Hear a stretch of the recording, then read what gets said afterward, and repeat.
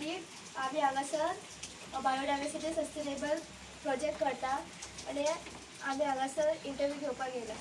Sir तुमचं नाव कितें? माझे नाव गणेश बाळ भोये. मी इथे 10 वर्षापासून काम करतो.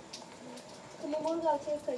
मी मूळ गावचा मुंबई ठाणे आणि फॉरेस्टचं जे वर्क आहे ते 4 वर्षापासून करतो. तुमचा व्यवसाय काय? ॲक्च्युली माझा व्यवसाय हा तर मी इथं कामाला आहे, नोकरीला आहे. पण फॉरेस्टच्या प्रेमामुळे फॉरेस्ट कशा प्रकारे वाढवता येईल हे जे आहे हे कुठे एका लेक्चरमध्ये मी शिकलो आणि नंतर मला जास्त म्हणजे मोठ्या पदाची नोकरी मिळालेली. पण ते सोडून मला फॉरेस्टचं प्रेम आणि फॉरेस्टमध्ये जे झालेलं जे ह्या एरियामध्ये झालेलं वृक्षतोड वगैरे ह्याच्यासाठी मी ते सगळं सोडून आणि इथे बऱ्यापैकी टाइम देण्याचा वेळ काढला आणि इथं मी आता हे काम करतो. तुम्हाला इथे असे फॉरेस्ट मॅन कोणी सांगितलं? सॉरी असे इथे असे झाडं ॲक्च्युली अगोदर मी इथे आता अगोदर माझं actually education agriculture and BSc agri. तर मला अगोदर असं वाटत होतं का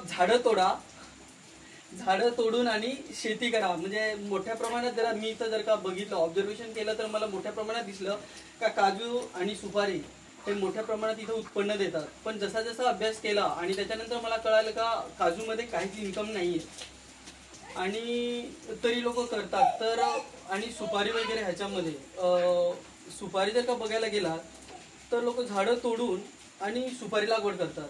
पण ॲक्च्युली झाडाला सेडी पाहिजे. सुपारी जी आहे सुपारी झाडाला सेडी पाहिजे आणि ते लोकांना समजून सांगण्यासाठी किंवा कोणीतरी समजवायला पाहिजे का सुपारी हे पीक झाडाच्या सावलीमुळे कॅनॅपीमध्ये चांगल्या पद्धतीने वाढतं आणि चांगल्या पद्धतीने उत्पन्न देतं आणि हे कोणीतरी समजून सांगायला हवं. तर त्याचेच आमचे आता प्रयत्न चालू आहेत आणि त्याच उद्देशाने काम करतो.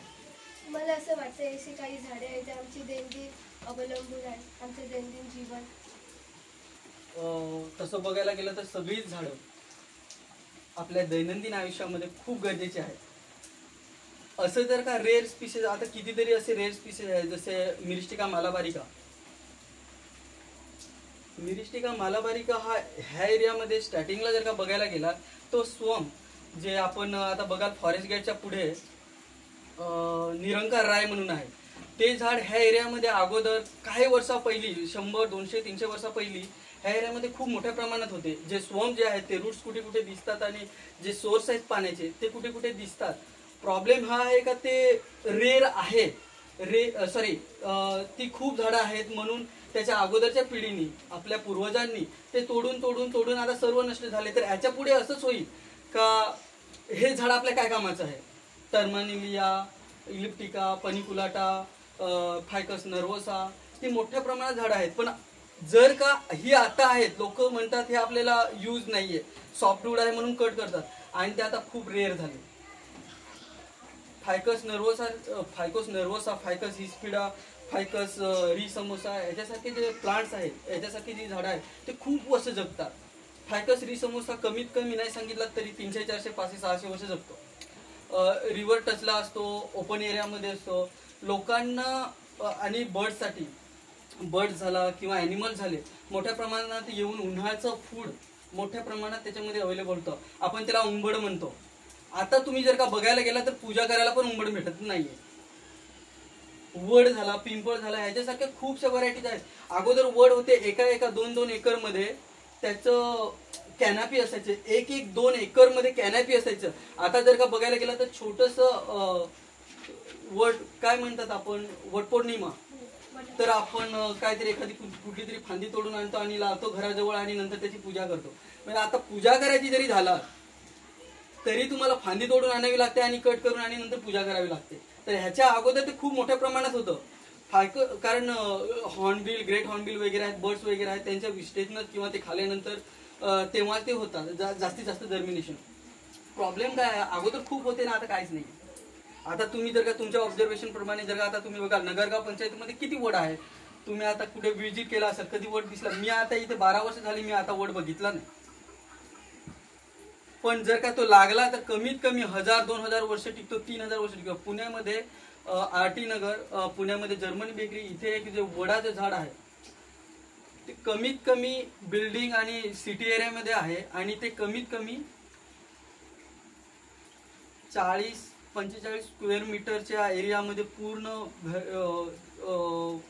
एरिया त्यांनी घेरलेले आहे. आणि दुसरी गोष्ट म्हटल्यावरती तिथं बर्ड्स जे आहेत, पक्षी जे आहेत, तर जे पुण्यामध्ये पूर्ण सिटीमध्ये जितके नसते तितके त्या एका झाडावरती आहेत किंवा येतात.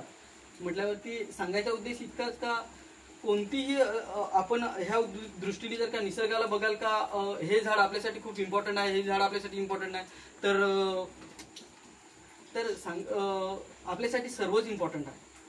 फॉरेस्टमध्ये जर का बघाल तर सर्व इम्पॉर्टंटच आहेत आताच्या घडीला. तुम्ही आम्हाला असे काही प्राणी सांगू शकता जे झाडावर अवलंबून असतात? प्राण्यांची नावे. प्राणी जे आहेत आपण सुद्धा निसर्गावरतीच अवलंबून आहे.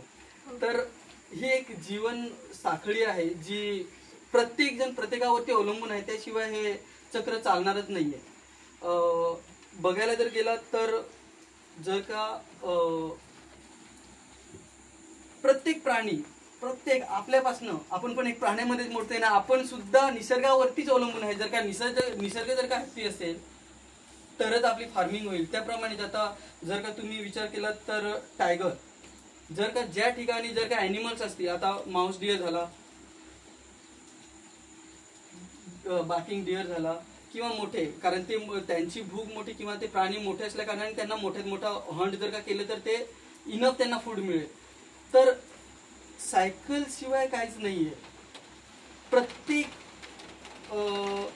जर का झाड एखादं आहे तर किंवा ग्रास आहे तर ग्रास पासून विचार केला तर ग्रास जे सीझन वाईज सगळं चालतं. जसं आपण विचार केला, एक एक्झाम्पल बघूया, माऊस डिअर किंवा बार्किंग डिअर, जर का ते जरी तुम्ही पकडला किंवा गोर पकडला तर ग्रास जिथं असेल त्याच एरियामध्ये असेल आणि जिथं ग्रास नसेल तर ते मग झाडांचे लीफ वगैरे खायला चालू केलं. आणि कारण ग्रास संपल्यानंतर त्यांना एव्हरग्रीन काय दिसेल ते त्याच्यावरती खातात. म्हटल्यावरती सर्कलनुसार जर का गेला तर प्रत्येक झाड किंवा ग्रास पासून सगळं प्रत्येक झाड कोणत्या ना कोणत्या याच्यासाठी उपयोगी आहे.